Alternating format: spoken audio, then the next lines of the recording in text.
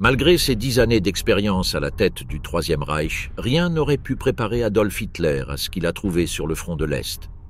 L'hiver rigoureux, l'URSS discipline et le féroce partisan activité fait n'importe lequel avancement vers Moscou fut un calvaire. Des milliers de soldats nazis périrent à cause de la faim, du froid et des nombreuses escarmouches et pièges tendus par les partisans soviétiques. Mais même ces morts devinrent préférables à ce que les soviétiques firent avec le SS militaire, ils capturaient. Chaque soviétique, l'homme et la femme, cherchait une occasion de se venger des Allemands. En effet, Hitler rencontra plus de résistance qu'il ne l'avait prévu lorsqu'il envahit l'Union soviétique le 22 juin 1941. L'armée rouge était mal équipée et mal préparée, mais elle disposait de deux alliés. Un était le russe Automne Pluie et le autre était une population civile qui allait se battre jusqu'au bout. Fin 1941, l'Union soviétique était ensanglantée mais inflexible. Les combats acharnés entre les deux nations allaient durer jusqu'en 1945. Le 2 février 1943, l'armée rouge parvint enfin à reprendre la ville de Stalingrad après un siège acharné de la Wehrmacht. Ce fut une défaite cuisante pour l'armée allemande. Mais la guerre était loin d'être terminée. Depuis, sûr. Stalingrad pourrait avoir été perdu, mais les SS ont quand même réussi à faire sentir leur présence dans d'autres régions. Lors d'un incident célèbre, l'armée rouge a tenté d'encercler la 16e armée allemande à Demiansk, au sud de Leningrad. Intention était à couper le allemand désactivé de la ligne de Staraya Russa, les privant ainsi de toute ligne de ravitaillement. À partir de janvier 1942, l'armée rouge consacra tous ses hommes et toutes ses machines à l'encerclement de la division SS Totenkopf, de 5 divisions d'infanterie de la Wehrmacht et de nombreuses divisions auxiliaires allemandes. Mais les SS étaient qualifiés à lutte à la mort s'il était nécessaire. Après des mois de combats sanglants, la division SS Totenkopf parvint enfin à percer les blindés adverses. Son commandant, le lieutenant-général SS Theodor Eicke, reçut les feuilles de chêne de la Croix de Chevalier pour sa bravoure au combat. La division SS Totenkopf reçut alors l'ordre de se replier en France, où elle subit une réorganisation et un recyclage, aux côtés d'autres divisions SS connues sous les noms de Das Reich et de Leibstandarte. Heinrich Himmler, l'architecte de la SS, croyait qu'il pouvait confier l'issue de la guerre à ses chers soldats d'élite SS. Une fois les divisions SS aguerries et prêtes au combat, les 3 divisions furent regroupées au sein du 1er corps Panzer SS, qui fut dépêché sur le front de l'Est en janvier 1943, au moment même où la Wehrmacht était écrasée à Stalingrad. Le lieutenant-colonel SS Joachim Peiper forma un bataillon de la Leibstandarte et sauva la 320e division d'infanterie de la Wehrmacht à Kharkov, où il fut décoré de la Croix de Chevalier. Fils d'officier, Peiper s'était porté volontaire pour servir dans la Leibstandarte en 1934, puis avait fréquenté l'école de Brunswick. Il fut adjudant de Himmler de 1938 à 1939. Lorsque la guerre éclata, il servit dans la Leibstandarte, un régiment motorisé, pendant la campagne d'Europe occidentale. Les soviétiques étaient profondément conscients de la réputation du bataillon de Peiper. Ils le surnommèrent « bataillon du chalumeau », car ils étaient connus pour attaquer l'ennemi. Des villages entiers furent détruits la nuit, Peiper ordonnant à ses troupes de tirer sans discernement et d'incendier les toits de paille. Peiper fut accusé de tactiques similaires en Italie. De retour sur le front de l'Est en tant que commandant du 1er corps blindé SS, il fut de nouveau accusé d'avoir incendié des villages et tué des prisonniers. Sa sauvagerie ne visait pas uniquement l'ennemi. En Belgique, il exécuta 5 jeunes recrues allemandes pour pillage. Fabrication Le Hôtre défilait devant les cadavres. Le 1er SS Panzer Corps également 6 actions dans Normandie quand Peiper souffert dépression nerveuse. Cependant, il était de retour au combat pour la bataille des Ardennes lorsque des hommes de son unité assassinaient sur 100 Américains prisonniers de guerre. Après le guerre, Peiper et 73 autres personnes furent jugées pour ce massacre. 43 d'entre elles, dont Peiper, furent condamnées à mort. Heureusement pour lui, sa peine fut commuée en réclusion à perpétuité et il fut libéré en 1956. Mais le destin finit par le rattraper. 20 ans plus tard, il fut assassiné dans l'incendie de sa maison. On pense que l'auteur du massacre était un ancien résistant français. Juste un exemple du genre de personnes qui dirigeaient différents bataillons SS et des destins horribles qu'ils subissaient fréquemment aux mains de leurs ennemis. Le Est devant, un dernier clou dans le cercueil SS tout au long de l'opération Barbarossa et le allemand invasion de le soviétique. Au sein de l'Union soviétique, Hitler avait ordonné à ses soldats de liquider tous les soi-disant bolcheviks et quiconque pouvait être considéré comme leurs alliés ou complices. Pour les SS, l'ordre était clair. Tous les peuples slaves devaient être exterminés. La guerre menée par l'Allemagne contre l'Union soviétique était une guerre d'extermination, contrairement à la manière dont elle agissait sur le front occidental et dans les Balkans. Traitement de le français. De plus, le allemand était ordonné par Hitler de brûler la terre lors de leur retraite. Avec ces ordres, les soldats nazis massacrèrent des villages entiers et détruisirent des villes. Ils ne laissèrent derrière eux que mort et destruction. Mais lorsque l'armée rouge commença à riposter, toutes les actions allemandes revinrent rapidement les hanter. Ces terribles actions génocidaires de la part des soldats d'Hitler sont restées gravées dans la mémoire collective. Imagination de soviétique militaire. D'en fait, il a fait pas prendre beaucoup propagande sur le rôle de Staline dans la diabolisation de l'allemand. Beaucoup de ces Russes OMS combattus contre les nazis furent eux-mêmes victimes. Leurs maisons détruites, leurs mères, leurs frères et sœurs massacrés. Le peuple soviétique indubitablement à l'ésage le poids de la guerre. Là, plus de 27 millions de soviétiques ont été tués. Avec tout ce ressentiment et cette haine accumulée envers les Allemands, la jeunesse soviétique a répondu à l'appel aux armes de Staline pour repousser les Allemands dans ce qu'elle pouvait. Seulement être décrit comme un vraiment destructeur passion. Staline aussi ordonnait le Rouge Armé à initier une politique de la terre brûlée visant à priver les Allemands et leurs alliés des approvisionnements de base à mesure qu'ils avançaient vers l'Est. À portée de Hork commande, Destruction Bataillon était formé. Dans les zones de première ligne, ils avaient le pouvoir d'exécuter sommairement toute personne suspecte. Les bataillons de destruction suivirent le même itinéraire que Joachim Peiper et incendièrent villages, écoles et bâtiments publics. Dans le cadre de cette politique, l'armée rouge et la police secrète soviétique massacrèrent des milliers de prisonniers anti-soviétiques. La police secrète était chargée de surveiller les prisonniers de guerre. Elle était chargée de les emmener du front où ils avaient été capturés, jusqu'à le camp de prisonniers de guerre en Russie intérieure. Mais comme la plupart des transports étaient utilisés pour l'effort de guerre, la police secrète de Staline décida de les sauver. Ressource par fabrication, le prisonnier Mars à travers les froides steppes russes. En Ukraine et en Biélorussie occidentale, 60 000 personnes ont été contraintes d'évacuer à pied. Le décompte officiel soviétique en dénombrait plus de 9 800. Exécutés dans les prisons, 1443 exécutés au cours du processus évacuation, 59 tués pour tenter à évasion, 23 tués par les bombes allemandes et 1057 morts d'autres causes. Tous ces prisonniers n'étaient pas SS, ni même allemands. Nombre d'entre eux étaient des prisonniers politiques capturés avant même le début de la guerre. Au total, l'Union soviétique a tué près d'1 million de prisonniers, les nazis. Dehors de le 90 000 capturés dans le bataille de Stalingrad, le plus sanglant de durant toute la campagne, seuls 5 000 Allemands ont eu la chance d'être renvoyés vivants dans leur pays. Ce bain de sang cela s'explique par le fait que les autorités soviétiques ne punissaient pas, et parfois même encourageaient, la brutalité envers leurs prisonniers allemands. Ils ne commettaient pas de crimes de guerre ni ne violaient les traités internationaux, mais rendaient simplement service à la patrie en éradiquant les ports fascistes du pays. Avec l'avancée de la guerre, l'administration politique de l'armée rouge tenta de limiter la pratique du massacre des prisonniers, car il pourrait être précieux, source d'intelligence que pourrait être utilisée contre l'ennemi, mais leurs efforts étaient infructueux. Dans bataille, Rouge Armé homme. Les commandants ne se donnèrent pas la peine de capturer soldats et officiers. On connaît des cas de prisonniers étranglés et poignardés à mort à coups de couteau ou de baïonnette.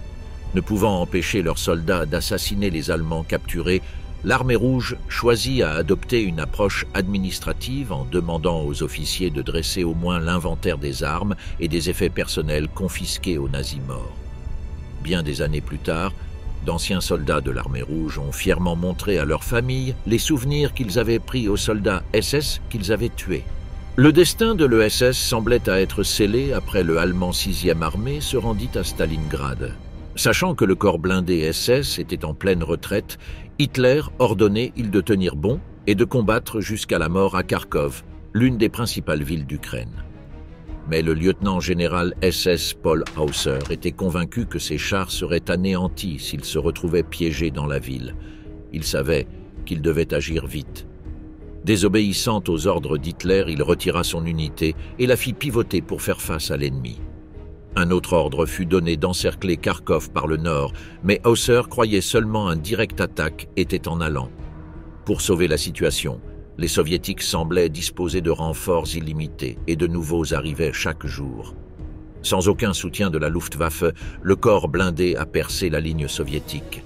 Après 4 jours de combats acharnés, maison par maison, Kharkov fut reprise par la Leibstandarte de Peiper en mars 1943. L'offensive SS coûta environ 70 000 victimes à l'armée rouge, tandis que le corps blindé SS perdit environ 44% de ses effectifs. Hauser fut finalement gracié pour sa désobéissance et reçut les feuilles de chêne sur sa croix de chevalier. Connu sous le nom de « Papa par ses hommes », Hauser gagnait extensive expérience par lutte en Pologne et en France, commandant la 2e division SS Das Reich. Pendant la lors de son avancée en Russie, il perdit un œil, et depuis, un cache-œil noir devint sa marque de fabrique. En Normandie, en 1944, il fut blessé. Encore quand il dirigeait le éclaté de la trouée de falaise, remportant les feuilles de chêne avec des épées. Promu général et colonel général de la Waffen-SS, il commanda le groupe d'armée G et termina la guerre dans l'état-major du maréchal Kesselring. Après la guerre, lors du procès de Nuremberg, il a vigoureusement défendu le rôle militaire de la Waffen-SS et a nié toute implication dans les atrocités commises en temps de guerre. Toutes les divisions SS, y compris la Das Reich et la Leibstandarte, se sont battues avec courage pour une raison essentielle. La SS avait plus à perdre que toute autre organisation nazie. Une défaite révélerait les crimes meurtriers de l'Holocauste. La Waffen-SS s'est donc repliée, dans bataille. Il calculait qu'il était mieux à mourir se battre plutôt que de mourir sur la potence. Abandon n'était pas une option. Le SS a le fin de monde guerre 2. Les SS ont accédé au pouvoir grâce au parti nazi. Mais à mesure que l'étoile de l'Allemagne commençait à pâlir, SS pourrait pas permettre à perdre le guerre. Après le défaite dans Normandie, après l'offensive soviétique de 1944, les SS tentèrent de retarder la défaite en combattant jusqu'au bout, aussi sombre fut-elle. Convaincus d'être de véritables super-soldats, les SS combattirent avec fanatisme et, mourant par milliers, ils ne firent preuve d'aucune pitié et n'en demandèrent aucune. L'espérance de vie moyenne d'un soldat de la Waffen-SS au front était de 2 mois. Après la victoire sur les Alliés à Arnhem, leur dernière action majeure eut lieu lors de l'offensive finale du Reich, la bataille des Ardennes en Belgique. Lors de cette bataille, ce sont les commandos spéciaux du lieutenant-colonel SS Otto Skorzeny qui se sont distingués, agissant derrière les lignes américaines et semant un chaos immense, tout comme la division Leibstandarte de Peiper, qui a progressé plus loin que quiconque sur le front américain. Skorzeny est un personnage intéressant de la SS. Il a participé à 2 opérations ratées, l'opération Saut en longueur et l'opération Russelsprung. Par la suite, il a contribué à déjouer une possible mutinerie à Berlin après le soulèvement de juillet, attentat contre Hitler en 1944. Il enleva ensuite le fils du Premier ministre hongrois Miklos Horthy afin d'empêcher d'éventuelles négociations de paix avec les Soviétiques. Pendant la bataille des Ardennes, il dirigea une brigade d'Allemands anglophones vêtus d'uniformes américains qui semèrent la confusion derrière les lignes alliées. Hitler lui décerna les feuilles de chêne et la croix de chevalier. Il fut ensuite nommé à la tête des Loups-garous, une organisation nazie dirigée par le général de division de la Wehrwolf, formé à s'engager dans guérilla-guerre contre les alliés occupants. Mais Skorzeny réalisa bientôt qu'il ne disposait pas de suffisamment d'hommes pour constituer une force de combat efficace. Il mit donc en place une série de manœuvres secrètes, itinéraire pour contrebande nazie dehors d'Allemagne, connue sous le nom de Ratlin. Le 16 mai 1945, Skorzeny se rendit aux Américains et fut jugé pour ses crimes. Il fut accusé d'avoir utilisé abusivement des uniformes américains lors de l'offensive des Ardennes. Il fut cependant acquitté lorsque le tribunal fut informé que le Special Operations Executive britannique avait agi de la même manière en revêtant des uniformes allemands. Il s'échappa et partit vivre en Espagne, où il poursuivit ses activités clandestines. En 1945, la plupart des unités allemandes se battaient non seulement pour résister un peu aux soviétiques plus longtemps, mais aussi pour la simple survie. À la mi-mars 1945, les Allemands regroupèrent des éléments de plusieurs unités SS au sein d'un groupe de combat pour défendre le village hongrois de Sored contre une attaque soviétique. Hans Geissendorf, officier dans le protection contre les intempéries bataillon de la 3e division SS Panzer Totenkopf, témoin le futile lutte de son SS militaire. En cours d'exécution. À court de munitions pour leurs diverses armes, les soldats SS se servaient de couteaux et d'outils de tranchée pour se défendre. Se battre jusqu'au bout était préférable à la capture. Les châtiments soviétiques infligés aux soldats SS étaient tristement célèbres. Alors que l'armée rouge progressait en territoire hongrois, les forces soviétiques proposèrent fréquemment aux SS de se rendre. Face au rejet de cette offre par les Allemands, les Russes attaquaient avec forcé. Flots de communistes militaires avançaient vers Budapest, appuyés par de lourds chars soviétiques. Une reconstitution bataillon depuis le Nordland. La division, qui avait ensuite rejoint la division Viking, accompagnait le bataillon de canons d'assaut. Alors que les soviétiques encerclaient les unités allemandes dans le village voisin de Stulweissenburg, le moral de la division Viking commença à s'effondrer. Le capitaine Karl Ulrich décida de sauver sa division de la destruction. Il ordonna à ses troupes de percer l'encerclement le 22 mars. Cette action allait à l'encontre de la politique d'Hitler qui interdisait aux forces allemandes de céder du terrain. Une autre division SS allemande, la 9e SS Panzer Division Hohenstaufen, combattit à maintenir un couloir de fuite ouvert pour les troupes vikings. Hitler entra dans une colère noire lorsqu'il apprit le retrait des unités de la Wehrmacht et des SS. 5 jours plus tard, il émit ordre que les hommes de la division Hohenstaufen doivent retirer les brassards distinctifs qui indiquaient qu'ils appartenaient à une division d'élite. La mort glace pour Nazi-Allemagne. Le glas retentit à Berlin. Coincées entre les armées alliées, avançant de l'Est et de l'Ouest, de nombreuses unités de la Waffen-SS reçurent l'ordre de se diriger vers Berlin pour participer à ce qui allait être la bataille finale. À ce stade, la quasi-totalité des unités allemandes n'était plus que l'ombre d'elles-mêmes, décimées en hommes et à court d'armes, d'équipements et de carburant. Les divisions furent réduites à l'effectif d'un bataillon. Malgré tout, les SS continuèrent à se battre. Les liens entre leurs soldats, forgés par des années de combat côte à côte, les maintinrent en vie. Cela était vrai aussi bien pour les Allemands de souche que pour les soldats étrangers. Dans le SS, ils étaient déterminés à se battre jusqu'au bout, en grande partie parce qu'ils n'avaient nulle part où aller. Le retour à la maison ce n'était pas envisageable, et être capturé par les Soviétiques signifiait une mort certaine. Même dans les derniers jours désespérés, il n'était pas question de rendre les armes. Certains hommes de la Waffen-SS croyaient encore à la possibilité de la victoire, même lorsque la guerre était terminée.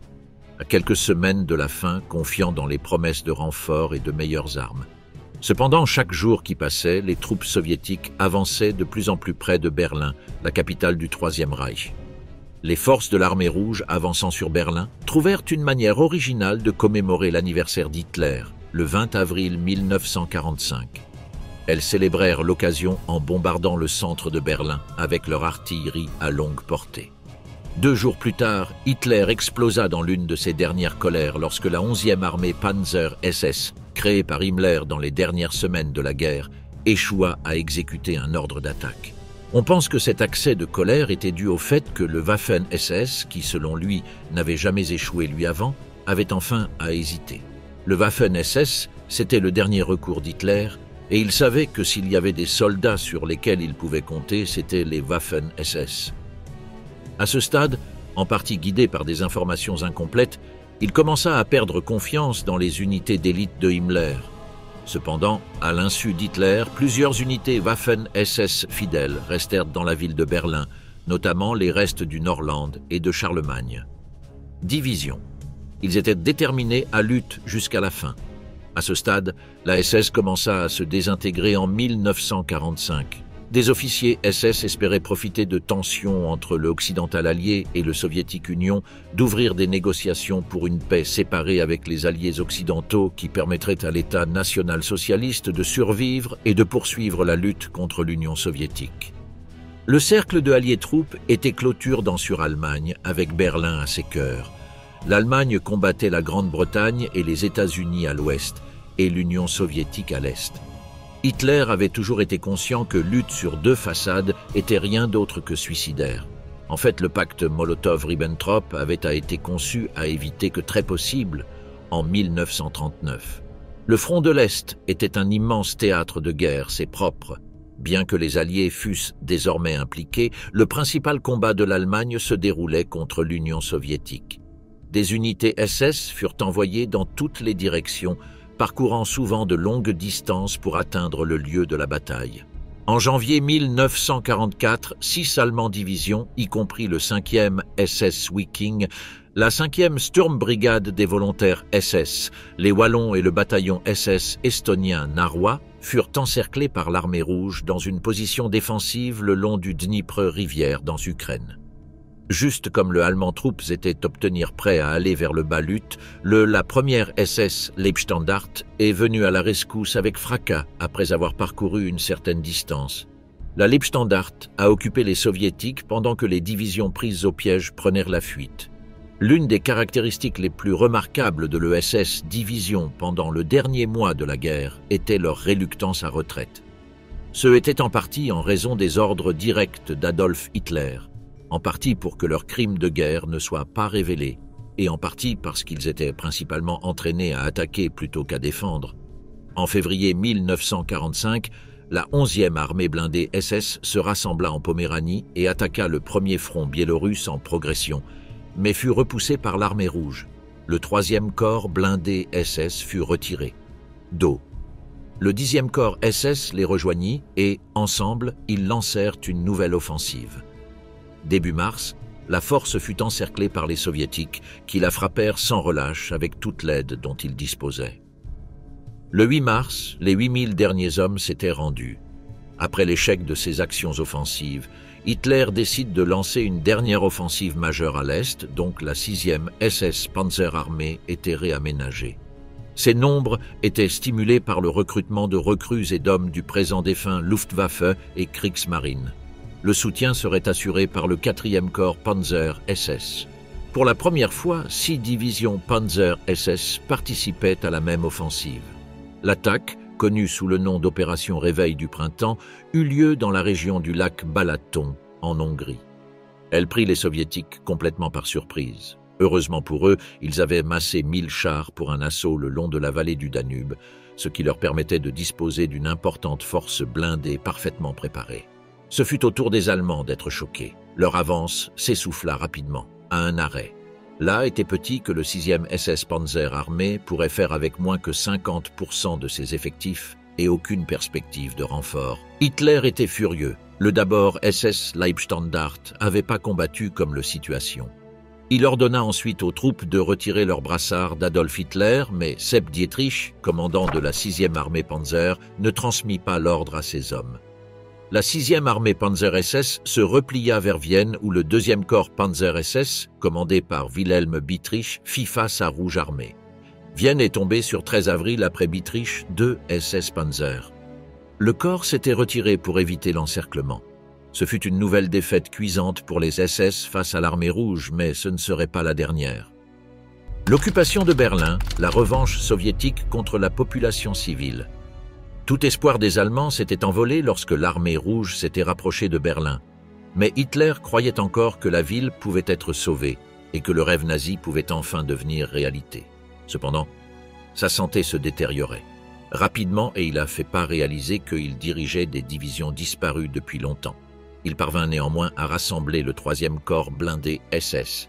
Et sur 16 avril, le vestige de le 11e SS Norland, la 33e division SS Charlemagne et la compagnie de volontaires espagnols de la SS 101 furent envoyés en soutien. Une semaine plus tard, Hitler nomma le brigadier SS Wilhelm Mohnke au poste de commandant du secteur central de Berlin, qui comprenait la chancellerie du Reich. Mohnke Le poste de commandement se trouvait sous le bunker d'Hitler. Il avait été nommé à ce poste après avoir été blessé lors d'un raid aérien, ce qui signifiait le Leibstandart avait à partir lui derrière. Lors de son départ pour la Hongrie, sa première mission fut de former le groupement tactique Mohnke à partir de la compagnie de flak du Leibstandart, du bataillon d'entraînement et de réserve du Leibstandart et de la Führer Begleit. Entreprise et le 600 hommes Reichsführer SS Begleit Bataillon. Le groupe principal était cependant le bataillon de garde Leibstandart, fort de 800 hommes qui était normalement chargé de protéger Hitler. Comme il sied à un soldat qui a défendu Berlin jusqu'au bout, Mohnke était un fervent nazi. L'un des premiers gardes personnels d'Hitler, il devint membre fondateur de la Leibstandart en 1933. Blessé pendant la campagne de Pologne, il fut alors décoré, le Fer-Croix. Cependant, Mohnke avait un barbare côté à son personnage, lequel ses qualités se sont manifestées dès ses débuts au commandement. Il était par exemple à la tête du 2e bataillon du régiment d'infanterie SS, Leibstandart, lorsque ses troupes massacrèrent 80 prisonniers de guerre britanniques à Wormhout pendant la bataille de France. Il fut de nouveau blessé dans les Balkans, perdant une partie de son pied dès le premier jour de la campagne, mais il rejoignit la Leibstandart en Russie. En 1943, il fut transféré à la 12e division blindée SS des jeunesses hitlériennes, nouvellement formée. Mohnke était dans le bunker d'Hitler quand il a pris sa propre décision. Vit sur 30 avril 1945 et, selon des témoins oculaires, il pleurait ouvertement le Führer. Le lendemain, il mit le feu à le bunker et rejoignit un groupe d'évasion. Capturé par les Soviétiques, il fut l'un des d'abord les prisonniers de guerre allemands seront libérés en octobre 1955. Malgré le fait qu'il avait à endurer le rude traitement chaque Allemand reçu dans le soviétique Goulag System, il n'a jamais été jugé pour ses crimes. Mohnke fut responsable d'autres atrocités dans France. Quand son régiment était en Normandie, il interrogea 3 Canadiens capturés. Ils furent ensuite emmenés dans un bombe-cratère et tir, alors que Mohnke regardait sûr. Il était impliqué dans 4 des incidents similaires ont entraîné la mort de 9 autres Canadiens. En décembre 1944, Mohnke commandait la Leibstandart. C'est lui qui a donné l'ordre de ne faire aucun prisonnier à Malmedy. Mais Berlin représenterait un tout autre défi pour lui et les SS. Malgré le fait que quelques divisions SS étaient censées combattre dans la capitale rue par rue, étaient surtout civiles que étaient gauche dans le presque détruit ville. Lorsque les combats éclatèrent dans les rues de Berlin en avril 1945, on estimait à 1,5 million le nombre de femmes et de filles vivant dans la ville.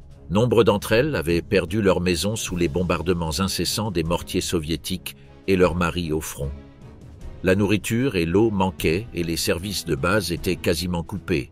Pour ajouter à leur souffrance, les experts ont calculé qu'une femme sur 3 avait subi une agression sexuelle, la fin de la Seconde Guerre mondiale. Beaucoup d'entre eux ont rencontré les auteurs face à face au cours de la semaine du 24 avril au 5 mai 1945, lorsque les Soviétiques ont encerclé la ville de Berlin, meurtre le dernier trace d'une résistance nazie. Quelques jours seulement avant la photographie emblématique de soviétiques drapeaux lors de la cérémonie de vol au sommet du Reichstag, de nombreuses femmes ont souffert aux mains de ces soi-disant héros. La bataille de Berlin était sanglant et cruel, pas seulement parce qu'il vraiment était le dernier combat des nazis, qui n'avaient plus rien à perdre, mais aussi parce qu'il consistait. Il s'agissait principalement de combats rapprochés, et les troupes combattantes étaient cruellement mal préparées. Il ne s'agissait pas des troupes d'élite de la Waffen-SS. La défense de Berlin fut confiée au général la division de réserve d'Helmut Weidling, en grande partie décimée et désorganisée, était composée en grande partie de soldats âgés de la milice nationale et de jeunes des jeunesses hitlériennes, y compris petites filles avec non-lutte expérience. Ils ont dû combattre des troupes soviétiques affamées et vicieuses, désireuses de mettre enfin fin aux hostilités. Les pertes officielles de la bataille de Berlin s'élevaient à plus de 900 000 Allemandes et 360 000 Polonaises et Soviétiques. Le nombre de femmes victimes de violences varie selon les sources, allant de 20 000 à 100 000, voire près d'1 million. Cependant, le nombre réel pourrait être considérablement plus élevé, car de nombreuses femmes ont été agressées non pas une seule fois, mais à plusieurs reprises. On estime que jusqu'à 10 000 femmes ont péri des suites de ces horribles agressions. En s'éloignant de Berlin, près de 2 millions de femmes allemandes ont été victimes des appétits sexuels et violents débridés de la Rouge Armée militaire. Un choquant chiffre, car il est l'équivalent de la population d'un métropole. Et ce est sans compter ceux qui ont été victimes sur le front occidental aux mains des GI américains. Tout au long de l'opération Barbarossa et le Allemande invasion de la soviétique Union, Hitler avait ordonné à ses soldats de liquider tous les soi-disant bolcheviks et quiconque pouvait être considéré comme leur allié ou complice. Pour le Wehrmacht, le commande était, il était clair que tous les peuples slaves devaient être éliminés. La guerre menée par l'Allemagne contre l'Union soviétique était une guerre d'extermination, tout à fait contraire à la façon dont ils ont agi sur le front occidental et traitement de le français. De plus, le allemand était ordonné par Hitler de brûler la terre lors de leur retraite. Avec ces ordres, les soldats nazis massacrèrent des villages entiers et détruisirent des villes. Ils ne laissèrent derrière eux que mort et destruction.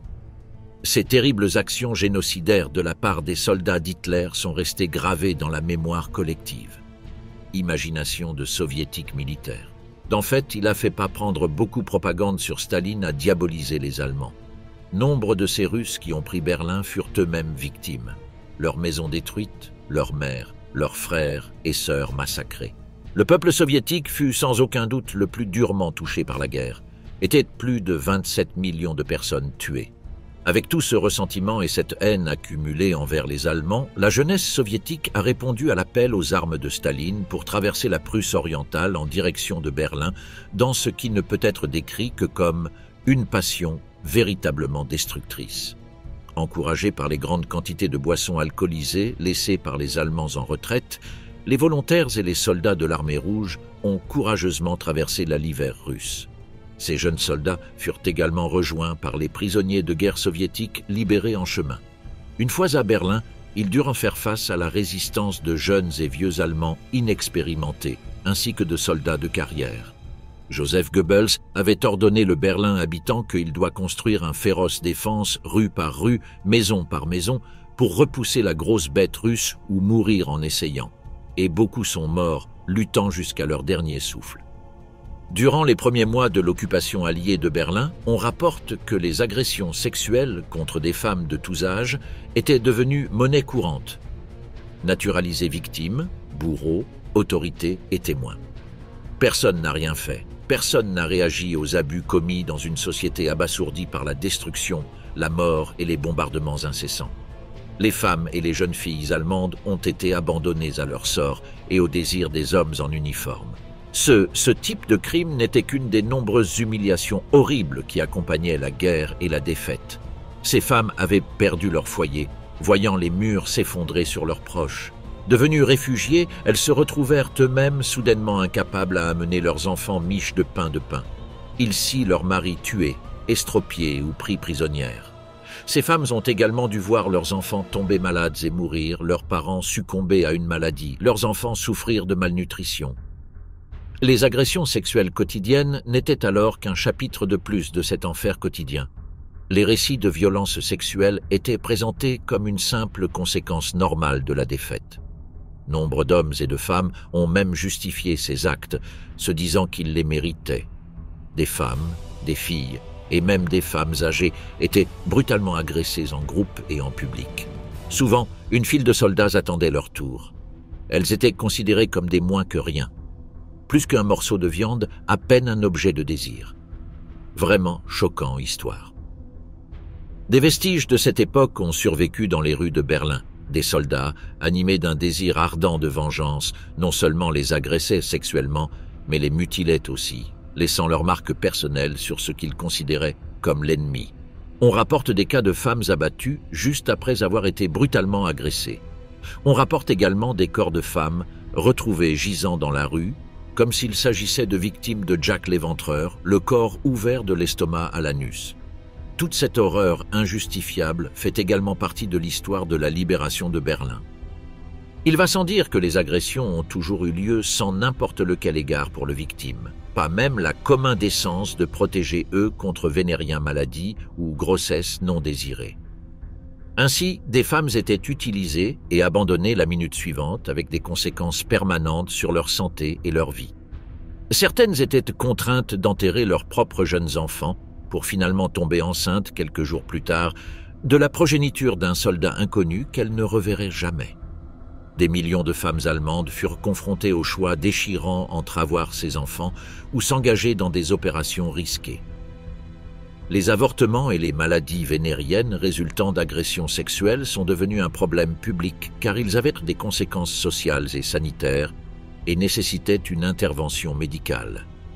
Dans le contexte de la guerre et de l'occupation étrangère, les autorités nazies, puis les forces alliées, ont compris qu'il s'agissait d'un problème social et médical à résoudre. C'est pourquoi les femmes de ces centres bénéficiaient de soins médicaux et d'avortements gratuits. Après mai 1945 et pendant la majeure partie de 1946, un médical commission était ensemble à Berlin pour approuver ou rejeter les avortements.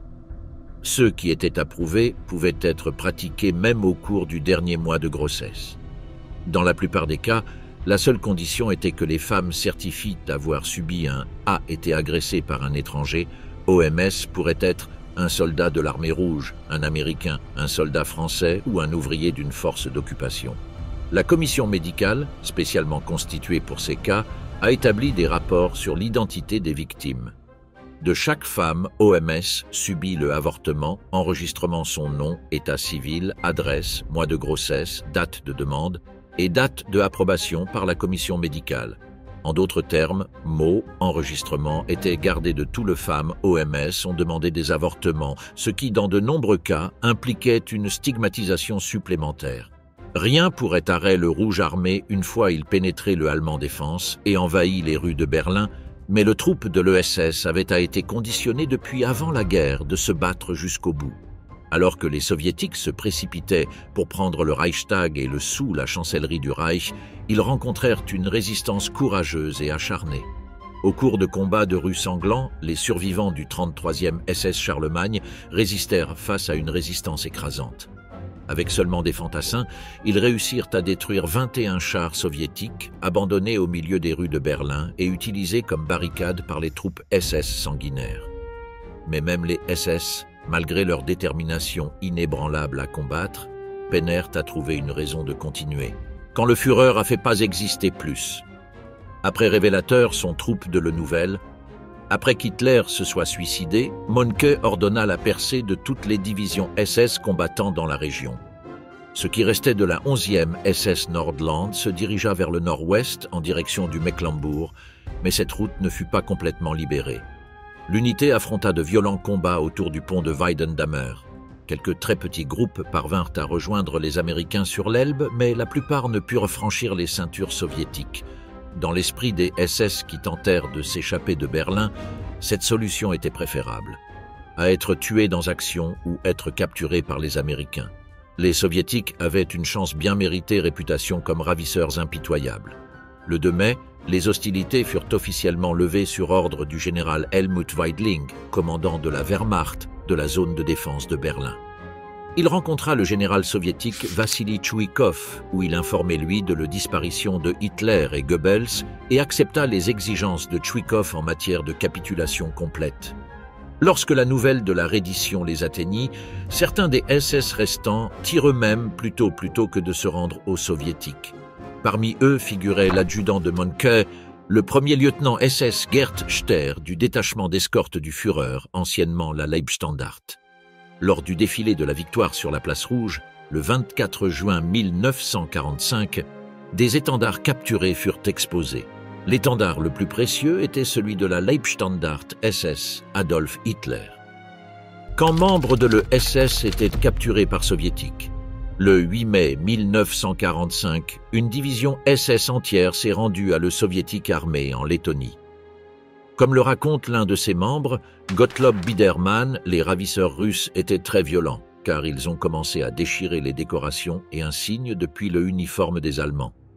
Ils ont obligé tout le monde à se mettre en rang, les armes à la main. En haut, et commençaient à arracher leurs montres et leurs alliances. Après cela, les prisonniers allemands furent conduits pendant 3 jours avant d'être remis à leur famille. N'importe lequel nourriture. Donc, ils avaient à station balnéaire à herbe et de l'écorce d'arbre pour apaiser la faim. Quand on leur a finalement donné quelque chaude nourriture, il était seulement du bouillon de chou clair. Enfin, placés dans un récipient camp à Szloka, Lettonie, ils étaient visités par des délégations d'une organisation antifasciste appelée le Comité national des officiers allemands, qui faisait partie du Comité national pour une Allemagne libre. Ce groupe était composé. Il s'agit principalement de transfuges allemands, issus des rangs des prisonniers de guerre allemands et également de membres du Parti communiste allemand, qui ont émigré en Union soviétique après la prise de contrôle de l'Allemagne par les nazis. Pouvoir. Ils essayaient à persuader le capturé, les nazis, des avantages du communisme et leur ont assuré qu'ils veilleraient à livrer personnellement toutes les lettres qu'ils voulaient écrire à leur famille. Prouvé à être un ruse pour les soviétiques pour obtenir des informations, car aucune des lettres ne leur est jamais parvenue. Destination. Ensuite, les gardes à le camp fait chaque prisonnier bande vers le bas et à carreaux pour tatouage SS. En porter un à cette époque était une condamnation à mort. Les prisonniers tatoués étaient isolés puis disparaissaient sans que personne ne les revoie. On pense qu'ils furent exécutés de sang-froid quelque part dans le camp. À la mi-juillet, le camp fut démantelé et les hommes dispersés dans différents camps de travail. Là, les soldats SS rencontrèrent d'autres Allemands capturés en 1944 et furent choqués par leur état général. Allemands regardés comme vie-squelettes, avec crâne rasé et joues creuses. Ils avaient sans vie, vitreux yeux en regardant droit devant, et leur peau était grise. Mal nourris, ils marchaient péniblement avec des sabots de bois, et leurs uniformes n'étaient guère plus que des haillons. Ils avaient été emprisonnés moins d'1 an, un cruel rappel qu'il n'y avait aucun espoir d'avenir s'ils restaient dans les camps de prisonniers de guerre soviétiques. Le 7 novembre, ces gardes soviétiques ont informé la division SS que la Wehrmacht avait cessé à exister, que rang avait été aboli et que maintenant il fallait œuvrer pour réparer les dommages causés à l'URSS par les fascistes. Le nombre total de prisonniers capturés par l'URSS pendant le conflit est incertain. On estime que ce chiffre pourrait dépasser le 1 million. La plupart des prisonniers allemands aux mains des soviétiques, y compris Biedermann, furent rapatriés au cours de l'année 1948. Durant sa captivité, il avait été transféré entre différents camps, de Lettonie en Sibérie et enfin en un forcé travail camp près Gagrilovo dans le Caucase. Un jour, lui et 50 de ses camarades furent rassemblés et placés dans un wagon. Ils ignoraient leur destination et, au début, crurent être transférés à nouveau, mais ils remarquèrent qu'ils gardaient voyage ouest. Ce a obtenu leur espoir en haut. Finalement, après environ 1 semaine, ils atteignirent la destination du train, Francfort-sur-l'Oder. Là, ils furent exhibés et sommés de déposer tous leurs biens à leurs pieds. Les autorités allemandes et alliées examinèrent attentivement les effets de chaque prisonnier. Biedermann passa à l'inspection avec succès, mais un lieutenant supérieur qui se tenait à côté de lui avait une boîte en bois scellée. Inspecteur officier cassé, il a trouvé, il contenait une croix de fer. Il fut ensuite replacé dans le train et emmené, et il ne revint en Allemagne que de nombreuses années plus tard. Le horrible destin de Allemands prisonniers de guerre dans soviétique Russie. Dans les premiers mois de la guerre, le nombre d'Allemands faits prisonniers par l'armée rouge fut sans surprise peu élevé, car, pour la plupart, elle battait en retraite face à l'assaut des forces hitlériennes.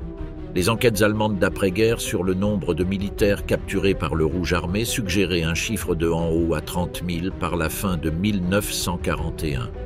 Le camp population compris roumains, italiens et bulgares, comme ainsi que les Allemands et le manque d'assistance médicale précoce, ont également joué un rôle dans le nombre de décès, comme a fait le End le prisonnier par les deux, le soviétique militaire et le local population civile, ce qui signifiait qu'il n'y avait aucune chance de recevoir pitié ou de recevoir de la nourriture supplémentaire. Cette animosité ne se limitait pas à le soviétique, mais aussi à les roumains, qui détestaient notoirement les officiers allemands. Les Allemands avaient forcé des milliers de Roumains conscrits à lutte dans Stalingrad et d'autres batailles importantes sur le front de l'Est. Lors de leur capture en 1942, les Soviétiques ne firent aucune distinction entre les Roumains et leurs officiers allemands. Cependant, Les Roumains n'oublièrent jamais pourquoi ils étaient là en première ligne. Lieu. Quand le convoi de prisonniers de guerre fut contraint de traverser la Volga pour rejoindre un camp d'internement, les Roumains en profitèrent pour noyer les Allemands dans la rivière. Ce fut une mort atroce pour les dizaines d'officiers allemands qui avaient brutalisé de jeunes Roumains au combat. Au printemps 1943, les autorités soviétiques avaient commencé l'enregistrement détaillé de leurs prisonniers et leur transport vers des camps permanents, principalement en Ouzbékistan, à Astrakhan et à Karaganda. La plupart des transports de prisonniers s'effectuaient par de longs et pénibles voyages en train qui pouvaient durer plusieurs semaines. À périodes pendant lesquelles les prisonniers n'avaient qu'un accès intermittent à la nourriture et à l'eau, en plus, les wagons étaient surpeuplés. Des 30 000 premiers prisonniers ainsi envoyés, seuls 15 000 environ arrivèrent vivants. Un discours prononcé par Staline peu de temps auparavant, publié dans la Pravda et lu par des millions de personnes, demandait l'anéantissement des ennemis allemands. À le dernier homme. Désobéir le suprême chef était une infraction punissable par la peine de mort, mais il serait également passible de cour martiale s'il violait la Convention de Genève. Rouge Armée et le personnel de la police secrète a simplement abandonné les prisonniers à leur propre sort, les laissant mourir lentement et douloureusement. 1944 était une année de incroyable militaire succès pour le Rouge Armée. Et juste que, année 700 000 Allemands et autres axes-troupes étaient capturés, la majorité dans la deuxième moitié de l'année. Pénurie de camps-espace, nourriture, médicales fournitures, vêtements. Et les transports étaient, tout était évident, un problème qui ne fit qu'empirer avec le pillage des biens et des vêtements des prisonniers après leur capture. Un grand nombre d'Allemands et d'autres personnes moururent au cours des premiers mois de l'année de froid et de faim, de maladies cardiaques et du typhus. La situation se maintint en 1945, alors que le Troisième Reich s'effondrait et que davantage de militaires allemands et de l'Axe passaient sous le contrôle de l'armée rouge. Les soviétiques n'étaient pas pressés, améliorer les conditions de détention et de transport de ces prisonniers. On estime qu'entre le 1er janvier et le 13 mai 1945, 2,5 millions de prisonniers furent capturés par l'armée rouge sur tous les fronts. Seuls 33% environ d'entre eux étaient encore en vie 3 ans plus tard. Cette brutalité envers les prisonniers allemands était une réponse directe à la violence dont les Allemands avaient fait preuve lors de leur invasion de l'Union soviétique. La Waffen-SS avait commis sa part d'atrocités en Russie, tout comme elle l'avait fait en France en assassinant plusieurs prisonniers de guerre britanniques sans défense. Des prisonniers de guerre soviétiques avaient également été fusillés. Et lorsque le peuple ukrainien avait accueilli les Allemands comme des libérateurs, la Waffen-SS l'avait récompensé par des abus sexuels et des meurtres. Les SS après la guerre. En raison de l'ampleur des destructions laissées par les nazis en Union soviétique, les travaux de reconstruction devaient prendre beaucoup de temps. Staline avait déjà déclaré à plusieurs reprises, à la fin de la guerre, les prisonniers de tous les États ennemis, quelle que soit leur nationalité, pouvaient s'attendre à de longues peines de travail forcé. Ce déploiement accru dans l'économie soviétique avait été clairement annoncé par les déclarations publiques de Moscou au cours des 2 années précédentes. À Téhéran, fin 1943, Staline avait évoqué la nécessité de 4 millions de travailleurs forcés pendant de nombreuses années en guise de réparation. À l'été 1944, ce chiffre était atteint. Devenir 5 millions pour 10 ans, une demande répétée lors des réunions ultérieures des puissances alliées. Un ordre général du 16 décembre 1944, émis par Staline, se décrétait que tous les hommes allemands âgés de 17 à 45 ans et toutes les femmes âgées de 18 ans et 30 dans les territoires libérés de Sud-Est Europe (OMS) étaient capables de travail, étaient à être emmenés en URSS. Peu importait qu'ils appartiennent à la SS ou qu'ils soient simplement des conscrits contraints de mener une guerre à laquelle ils ne croyaient pas. En 2 mois, environ 110 000 d'entre eux avaient déjà été identifiés et transportés, rejoints par 100 000 autres venus d'Allemagne, occupés au cours des premiers mois de 1945. Tel fut également le sort des prisonniers allemands aux mains des soviétiques, seuls environ 100 000, trop malades, trop âgés ou trop jeunes, étant exemptés. Le reste était parqué dans environ 60 camps en Pologne et en Allemagne de l'Est, avant leur transfert vers l'Union soviétique, un processus qui était complété par le fin d'octobre 1945. prisonniers travail étaient aussi envoyés vers des endroits spécifiques dans d'autres territoires souverains où d'importantes matières premières étaient en jeu. Par exemple, à Jachimov dans Tchécoslovaquie, où ils étaient chargés avec l'extraction de l'uranium nécessaire à la nouvelle industrie nucléaire de Staline. Au début, Staline a affirmé qu'ils avaient l'intention de garder prisonniers pour comme temps qu'il serait nécessaire à la reconstruction. Une tâche qui, selon ses calculs, prendrait 15 ans. En réalité, URSS libérait la plupart de ses axes prisonniers entre peu 1945 et la fin de 1949, une période encore bien plus longue que celle de la plupart des puissances alliées. La plupart de ces prisonniers libérés étaient âgés, malades ou inaptes au travail pour une raison ou une autre. Le 6 juin 1945, il était décrété que n'importe lequel avenir communiqué et rapatriement nécessiterait l'approbation du Politburo et serait basé sur une série de critères établis. À ce stade, le secret de police avait déjà compilé une liste de autour de 225 000 Allemands et soldats autrichiens inaptes au travail dans les camps et les hôpitaux à l'exception des officiers, contraints de rester en captivité. En août, 708 055 prisonniers avaient été identifiés comme aptes à la libération, dont 412 000 Allemands, toujours au motif de leur inaptitude au travail. Mais qu'advint-il des autres ? Bien que soucieuses de se débarrasser des prisonniers économiquement inutiles, les autorités soviétiques tenèrent néanmoins à empêcher ceux qui avaient des opinions anti-soviétiques manifestes de partir. Ainsi, toute personne suspectée devait être retenue sous un prétexte approprié. Rechercher à maximiser le travail potentiel de le prisonnier, Sergueï Kruglov, comme chef du ministère de Développement, mettre avant un plan à envoyer maison 150 000 hommes inaptes pour le travail et augmenter les rations des prisonniers restant de 10% pour améliorer la productivité. Les récits allemands de captivité témoignaient de la culture de la faim qui régnait dans la plupart des 2500 camps d'Union soviétique, mais soulignait également que cette culture était partagée par les populations civiles voisines. Il n'y avait tout simplement pas assez de nourriture dans le pays, dont la capacité de production a été complètement détruite pendant la guerre. Le même, les récits allemands parlent d'une dysenterie généralisée parmi les prisonniers et reflètent également leur comportement sur la thésaurisation de la nourriture, sur les tabous qui subsistaient concernant la consommation de certaines choses, même dans la faim la plus terrible, sur la façon dont la nourriture était volée et échangée à l'intérieur du camp, et même la lenteur des prisonniers mouvement dans toute île. Le désespoir se manifestait également par des tentatives d'automutilation, une fois que l'on apprit que les personnes inaptes au travail étaient renvoyées chez elles. On rapporta des cas d'hommes amputant des doigts ou provoquant la cécité. Les tentatives les plus subtiles concernaient l'ingestion de quantités excessives de sel, que serait induit œdème, et il était estimé que quelques hommes étaient rapatriés en conséquence, mais que d'autres sont morts lors de cette tentative. Après les actes incroyables de cruauté et de destruction nazie perpétrés sur le sol soviétique, le temps des représailles est enfin venu. Les soldats et les officiers de l'armée rouge n'ont montré aucune pitié envers les nazis envahisseurs, meurtres eux sur le place, torturés eux dans le champ et dans les camps de travail, et les obligeant à travailler jusqu'à l'épuisement pour reconstruire l'économie soviétique après la guerre. Des hommes et des femmes de toute l'URSS se sont portés volontaires pour combattre les nazis, et ceux qui n'ont pas rejoint les rangs armés rejoignent populaire milice dans chaque ville de le pays.